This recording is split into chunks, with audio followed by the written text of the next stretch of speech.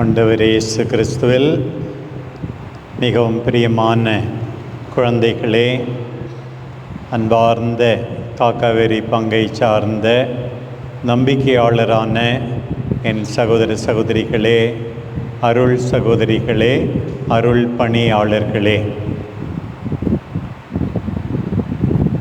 நம்ம எல்லாரும் கிறிஸ்தவர்கள். ஆண்டவர் இயேசு கிறிஸ்துவில் நம்பிக்கை வைத்திருப்பவர்கள் என்று அழைக்கப்படுகின்றோம். நாம் கிறிஸ்தவர்களாக இருக்கிறோம் என்றால் நமக்கு துன்பமே இருக்காதா? இருக்குமா? இருக்காதா? இருக்கும். கரெக்டாக சொல்கிறீங்க எல்லாரும். கிறிஸ்தவங்களாக இருக்கிறோன்னாக்க மற்ற மக்களை விட அதிகமாக துன்பம் இருக்கும்.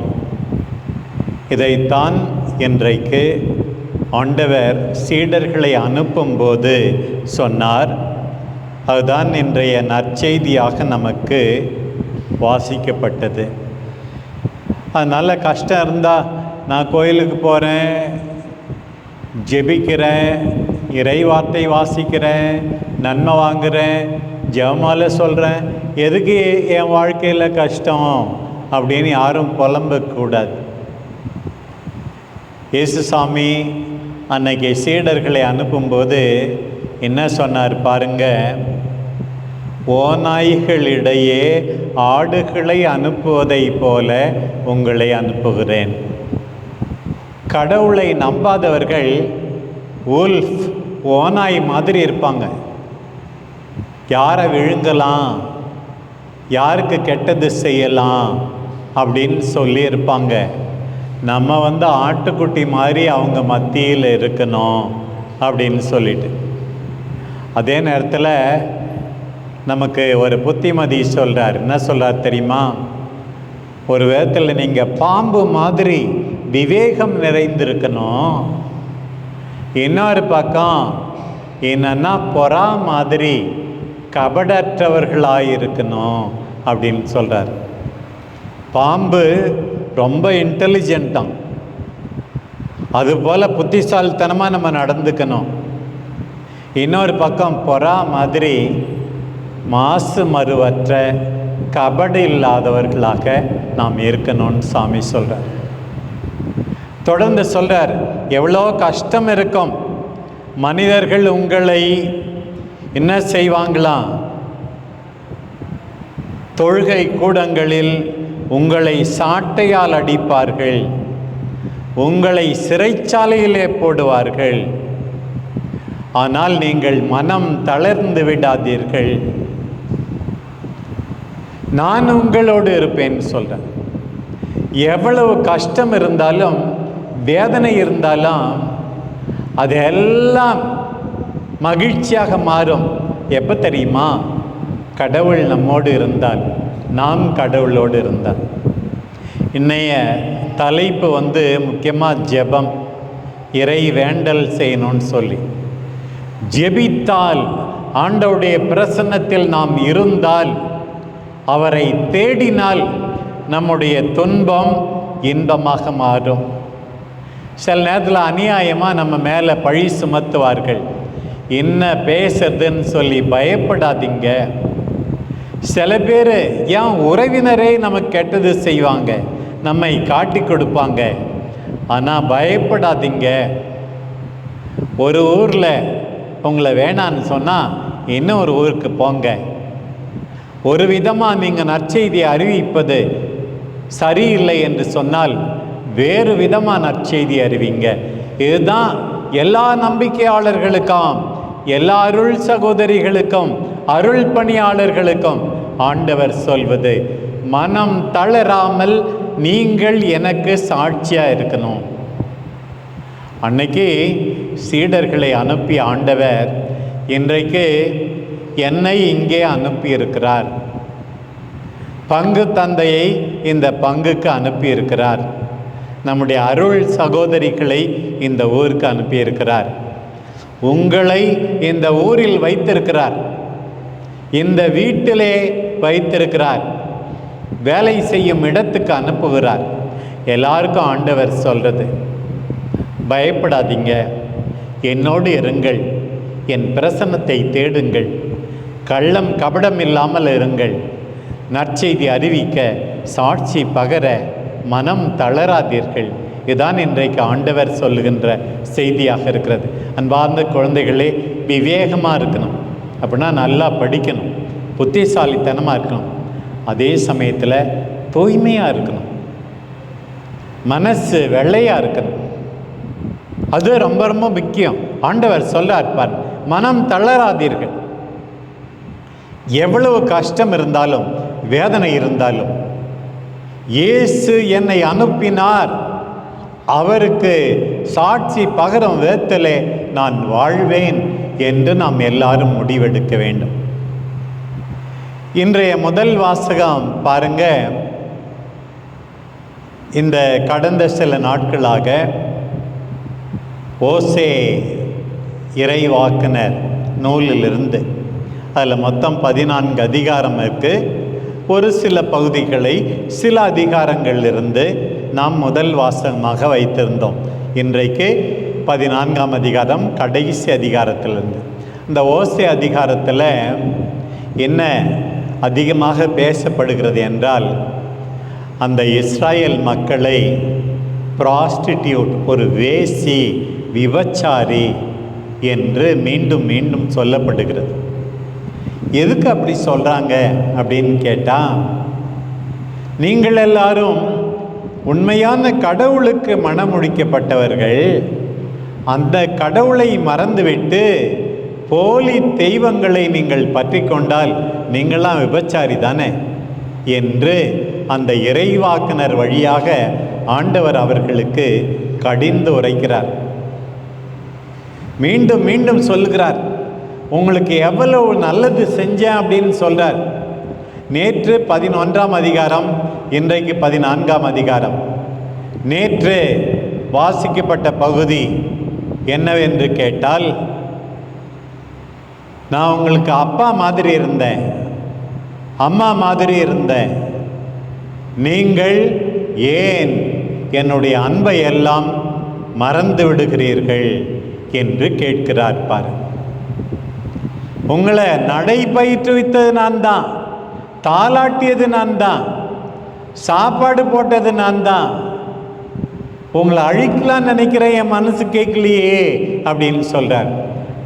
இன்னைக்கு வாசித்த கடைசி பகுதியில் நமக்கு சொல்லப்படுகிற செய்தி பாருங்கள், எப்படிப்பட்ட அருமையான பகுதி. நாம் எல்லாரும் மனம் மாற வேண்டும் என்று அந்த செய்தி சொல்லப்படுகிறது.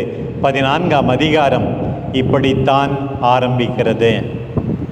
இந்த பங்கு திருவிழா சமயத்தில் நம்ம எல்லாருக்கும் இறைவன் சொல்லுகின்ற முக்கியமான செய்தி இதுதான். இஸ்ராயேலே, உன் கடவுளாகிய ஆண்டவரிடம் திரும்பி வா. இன்னைக்கு கடவுள் நம்மை பார்த்து சொல்வது, நம்முடைய கர்மேல் அன்னை நம்மை பார்த்து சொல்வது, காக்காவேரி மக்களே, உன் கடவுளாகிய ஆண்டவரிடம் திரும்பி வாருங்கள். நீங்கள் உங்கள் தீச்செயல்களால் வீழ்ச்சியுற்றீர்கள். பாவம் செஞ்சிருக்கும், நிறையா எல்லாரும் பாவம் செஞ்சிருக்கோம். காக்காவேரி மக்கள் மட்டுமல்ல, சேலம் மறை மாவட்டத்தில் ஆண்டவருக்கு பிரமாணிக்கமாய் நடக்காதவர்கள் எவ்வளோ பேர் இருக்கிறார்கள். ஆண்டவரிடம் திரும்பி வந்து நம்ம எல்லாம் இப்படி சொல்லணுமா, என்ன சொல்ல வேண்டும் என்று இங்கே குறிப்பிடப்பட்டுள்ளது. நம்ம எல்லாரும் இன்னைக்கு ஆண்டவரை பார்த்து சொல்லணும். இந்த திருவிழா நாட்களில் சொல்லணும், ஆண்டவரே, எங்கள் தீவினை அனைத்தையும் அகற்றியருளும், நன்மையானதை ஏற்றுக்கொள்ளும், எங்கள் வாய்மொழியால் கனிகளை உமக்கு அளிப்போம், அசீரியர் எங்களை விடுவிக்க மாட்டார்கள், குதிரை மேல் நாங்கள் ஏற மாட்டோம். அப்படின்னா என்ன அர்த்தம் தெரியுமா? சில பேர் நினச்சிக்கிறாங்க, எனக்கு சப்போர்ட் இருக்குது, ஆள் இருக்குது, பலசாலி இருக்காங்க, எங்கள் அப்பா யாரை வேணாலும் அடிப்பாங்க, எங்கள் அண்ணனுக்கு வல்லமை இருக்கு, இப்படிலாம் நினைக்காத. யாருமே அவனை காப்பாற்ற முடியாது. எனக்கு நல்ல கார் இருக்கு, அந்த காலத்தில் குதிரை வச்சுருந்தேன்னா அவன் கார் வச்சுருந்த மாதிரி. இன்னைக்கு சொல்லியிருக்கு, எனக்கு குதிரை இருக்குன்னு சொல்லாத, கார் இருக்குன்னு சொல்லாத, பெரிய மாடி வீடு இருக்குன்னு சொல்லாத, யாரும் உன்னை காப்பாற்ற முடியாது. ஆண்டவரை நம்பு. அதுதான் பாருங்க, எங்கள் கைவினை பொருட்களை நோக்கி என் கடவுளேன்னு சொல்ல மாட்டோம். நான் திருப்பி சொல்லுவேன், சில பேருக்கு மொபைல் தான் கடவுள். சும்மா பேருக்கு ஞாயிற்றுக்கிழமையோ இப்போ ஒரு தடவை கோயிலுக்கு வராங்க. சில பேருக்கு 2 வீலர் தான் கடவுள், சில பேருக்கு நகை தான் கடவுள், சில பேருக்கு அவங்க ட்ரெஸ் தான் கடவுள். பாருங்க, இவையெல்லாம் கைவினை பொருட்கள், சாதாரண பொருட்கள், அழியக்கூடிய பொருட்கள். இவற்றை நோக்கி கடவுளே என்று சொல்ல மாட்டோம். பாருங்கள், உண்மையான கடவுள் எல்லாம் வல்லவர், திரியேக தேவன், தந்தை, மகன், தூய ஆவி. அவரை மறந்துவிட்டு மற்றவற்றிற்கெல்லாம் முக்கியத்துவம் கொடுத்தால், உணவுக்கு, உடைக்கு, இருக்கும் இடத்துக்கு, பயன்படுத்தும் பொருட்களுக்கு நாம் முக்கியத்துவம் கொடுத்தா நம்ம எல்லாம் அழிஞ்சுப்போம்.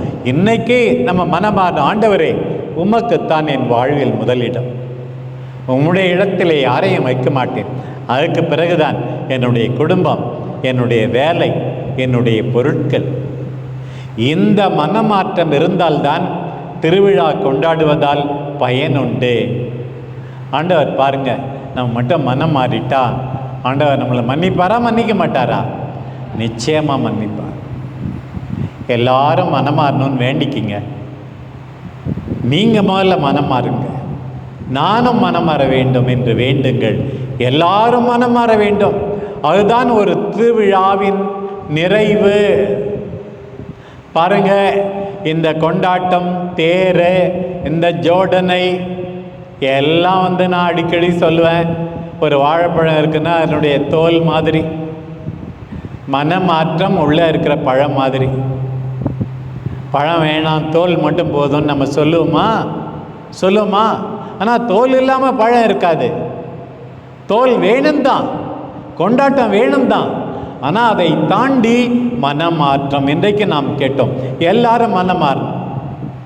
ஒழுங்காக படிக்காத பிள்ளைங்க படிக்கணும், குடும்பத்தில் சண்டை போடுறவங்க சமாதானமாகணும், குடிக்கிறவன் நிதானமான வாழ்க்கைக்கு திரும்பணும், வாயாடி கொஞ்சம் பேச்சை குறைக்கணும், வீண் செலவாளி கொஞ்சம் சிக்கனமாக இருக்கணும். எல்லாரும் மனம் மாற வேண்டும்.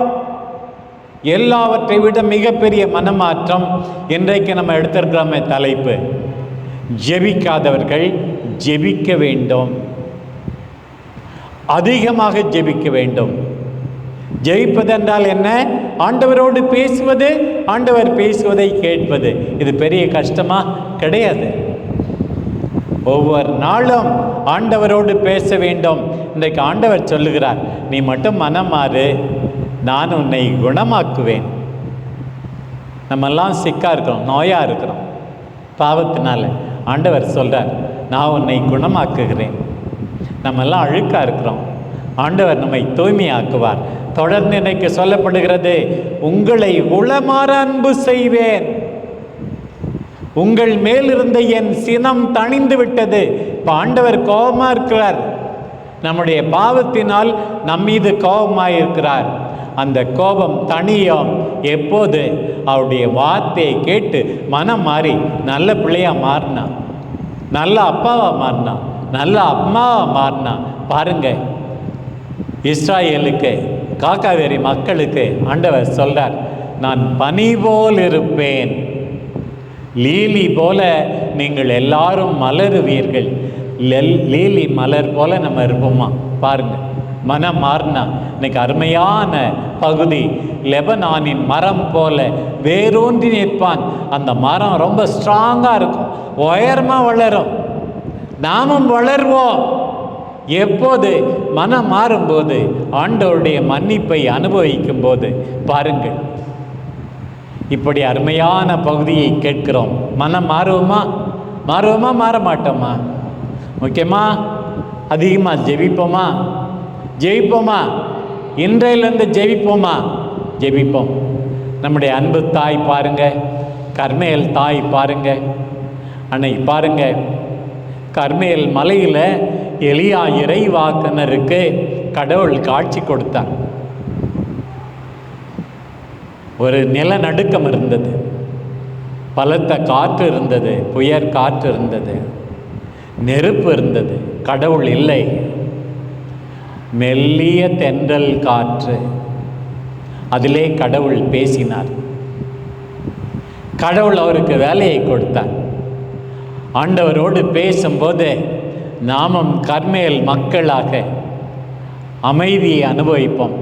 போகிற வழியில் அந்த எலியா இறைவாக்கினர் சொன்னார், ஆண்டவரே, நான் வாழ்ந்தது போதும், என் உயிரை எடுத்துவிடும். ஆண்டவர் அவருக்கு வார்த்தையை கொடுத்தார். எழுந்திருன்னு சொன்னார், சாப்பிடுன்னு சொன்னார். கடவுள் நமக்கு வல்லமையுள்ள பைபிள் இறை வார்த்தையை கொடுக்கிறார். சாப்பிடுன்னு நற்கருணை கொடுக்கிறார். ஆண்டவர் அவரோடு நாம் பேச செய்கிறார். ஆண்டவருடைய வார்த்தை என்னும் உணவு வேணுமா வேணாமா? இருக்குது, ஆனால் சாப்பிட மாட்டோம். இன்னொரு பக்கம் புனிதமிகு நற்கருணை வணங்க மாட்டோம், தகுதியோடு வரவேற்க மாட்டோம் என்கிறோம். அன்றைக்கு எலியாவுக்கு கொடுத்தார், அமைதியை கொடுத்தார், நிம்மதியை கொடுத்தார், மீண்டும் வாழ சக்தியை கொடுத்தார். நம்முடைய அம்மா கர்மேல் தாய் எப்படிப்பட்டவர்கள்? லூக்கா நற்செய்தி 1ஆம் அதிகாரம். அவங்க ஜெபித்து கொண்டிருந்திருப்பார்கள். அந்த நேரத்தில் தான் கபிரியேல் தூதர் வந்திருப்பார். கபிரியேல் தூதரிடம் அவர்கள் உரையாடினார்கள், கடவுளோடு உரையாடியது போல. கடவுளால் ஆகாது எதுவுமே இல்லை என்று சொல்லப்பட்டவுடனே நம்முடைய கர்மேல் அன்னை என்ன சொன்னார்கள்? இதோ ஆண்டவருடைய அடிமை, உமது வார்த்தையின்படியே எனக்கு ஆகட்டும். ஆண்டவர் பேசுவதை கேட்டார்கள், ஆண்டவருடைய வார்த்தைக்கு பணிந்தார். எலிசபெத்தம்மா பார்க்க போனாங்க. எலிசபெத்தம்மா இவர்களை புகழ்ந்தார்கள். உடனே அம்மா, எல்லா புகழ்ச்சியும் அவருக்குத்தான். ஒவ்வொரு நாளும் ஆண்டவரை நாம் எல்லாரும் புகழ வேண்டும். என் ஆன்மா ஆண்டவரை ஏத்தி போற்றுகின்றது. என் மீட்பராம் கடவுளை நினைந்து என் இதயம் களி கூறுகின்றது. தாழ்ந்தோரை உயர்த்தினார், செருக்குற்றோரை சிதறடித்தார். வல்லமை மிக்கவர் என் வாழ்வில் அரும் பெரும் செயல் பல புரிந்தார். அவருடைய பெயர் புனிதம். அவரை புகழ வேண்டும். ஆண்டவரே நன்றி, ஆண்டவரே, பிரைஸ் த லார்ட், நன்றி ஆண்டவரே, ஆண்டவரே உம்மை புகழ்கிறேன். நம் அம்மா ஜெபித்தார்கள். பாருங்கள், இயேசு குழந்தை பிறந்தார், இடையர்கள் பார்க்க வந்தார்கள், எப்படி வானவர் கீதத்தை கேட்டார்கள் என்றெல்லாம் அவர்கள் மாதாவிடம் யோசேப்பிடம் சொன்னார்கள். மாதா எல்லாவற்றையும் கேட்டுக்கொண்டு உள்ளத்திலே இருத்தி சிந்தித்து வந்தார்கள். 2ஆம் அதிகாரத்தில் நமக்கு சொல்லப்பட்டிருக்கிறது, மாதா எல்லாவற்றையும் உள்ளத்தில் இருத்தி சிந்தித்து வந்தார்கள். ஜெபமாதான் ஆண்டவருடைய வார்த்தையை, ஆண்டவர் செய்ததை உள்ளத்தில் இருத்தி சிந்திப்பது. அதே 2ஆம் அதிகாரத்தில் கடைசியிலே நாம் பார்க்கிறோம். உங்களுக்கு தெரியும் அந்த நிகழ்ச்சி, 12 வயசில் இயேசுசாமி எருசலேம் திருவிழாவுக்கு போகும்போது காணாமல் போயிட்டார். 3 நாள் கழித்து கண்டுபிடிக்கிறாங்க. எங்கே கண்டுபிடிச்சாங்க? கோயிலில். மகனே, ஏன் எங்களுக்கு இவ்வாறு செய்து விட்டாய்? உன் தந்தையும் நானும் ஏக்கத்தோடு உன்னை தேடினோம் என்றார். அப்போ இயேசுசாமி என்ன சொன்னார்? ஏன் என்னை தேடினீர்கள்? என் தந்தையின் அலுவலில் ஈடுபட்டு இருக்க வேண்டுமே, என் தந்தையின் வீட்டில் இருக்க வேண்டுமே. தெரியாதா அவங்களுக்கு? வேற ஒருத்தவங்களா இருந்தால் என்ன பெருசாக பேசுகிறேன்னு பலான்னு 2 கொடுத்துருப்பாங்கல்ல, அடி தானே கொடுத்துருப்பாங்க. எங்களை 3 நாளாக தவிக்க விட்டு இப்படி பேச்சு வேற பேசுறியான்னு. ஆனால் பைபிளில் மாதாவை பற்றி என்ன எழுதியிருக்கு? மீண்டுமாக எல்லாவற்றையும் உள்ளத்தில் இருத்தி சிந்தித்து வந்தார். அதுதான் ஜெபம். பாருங்க, தொடர்ந்து பார்க்குறோம். ஏசாமி பெருசான பிறகு மாதா ஒரு வீட்டுக்கு கல்யாணத்துக்கு கானா ஊரில் கூப்பிட்டாங்க. ஏசுசாமியும் போனார் அந்த வீட்டு கல்யாணத்துக்கு. தனியாக போகல. யாரை கூப்பிட்டு போனார்? சீடர்கள்லாம் கூப்பிட்டுட்டு போனார். எல்லோரும் நல்லா சாப்பிட்டுருப்பாங்க போல இருக்குன்னு நினைக்கிறேன். சீடர்களும் சேர்ந்து எல்லா திராட்சை ரசத்தையும் குடித்து காலி பண்ணிட்டாங்க. மீதி இருக்கவங்களாம் இல்லை. மாதா பார்த்தாங்க. உடனே மகனிடம் சொல்லுகிறார்கள், மகனோடு பேசுங்கள், இயேசுவோடு மாதாவை போல பேசுங்கள். ஐயோ, ரசம் தீர்ந்து விட்டது. ஐயோ, என் குடும்பத்தில் மகிழ்ச்சி போயிடுச்சு, நிம்மதி போயிடுச்சு, சமாதானம் இல்லை, என் பிள்ளைக்கு வேலை இல்லை, ஐயோ என் பிள்ளை நோயுற்று இருக்கிறது, எங்கள் வீட்டுக்காருக்கு உடம்பு சரியில்லை. மாதா சொன்னது மாதிரி நம்ம எல்லாரும் ஜெபிக்க வேண்டும், இயேசுவிடம் சொல்ல வேண்டும். இதை நாம் மறந்து விடக்கூடாது. அதுதான் ஜெபம். நம்பிக்கையோடு சொல்வது, நம்பிக்கையோடு ஆண்டவரை பற்றி கொண்டிருப்பது. நேரம் வரலன்னு, நேரம் வருதோ வரலையோ, அந்த வேலைக்காரங்கிட்ட அம்மா என்ன சொன்னாங்க? அவர் உங்களுக்கு சொல்வதை செய்யுங்கள், நிச்சயமாக என் மகன் செய்வார் என்ற நம்பிக்கையோடு ஜெபியுங்கள். மாதாவை பின்பற்றி நம்பிக்கையோடு ஜெபியுங்கள். சொல்லுங்க, நிச்சயமா உங்கள் தேவைகளை நிறைவேற்றுவார், ஏமாற்ற மாட்டார். அன்பார்ந்த குழந்தைகளே, உங்கள் அப்பா அம்மாவுக்காக வேண்டிக்குங்க, உங்கள் குடும்பத்துக்காக வேண்டிக்குங்க. எல்லாரையும் சமாதானமாக்கு, எல்லாருக்கும் வளர்ச்சியை கொடு, ஏழ்மையை தீர்த்து வை என்றெல்லாம் நீங்கள் சொல்ல வேண்டும். பிரியமான பிள்ளைகளே, பாருங்கள், மாதா சிலுவை அடியிலே நின்று கொண்டிருந்தார்கள். நம்ம அருள் இந்த மாதிரியே ஜெபத்தில் என்ன சொல்கிறோம்? 2வது பகுதியில் எல்லாம் சேர்ந்து சொல்லுங்க பார்க்கும். 2வது பகுதி அருள் இந்த மாதிரியில், புனித மரியே இறைவனின் தாயே, பாவிகளாயிருக்கிற எங்களுக்காக இப்பொழுதும் எங்கள் மரண நேரத்திலும் வேண்டிக் கொள்ளும். மாதா பாருங்க, சிலுவையில் தொங்குகிற மகன் பக்கத்தில் இருந்தான்.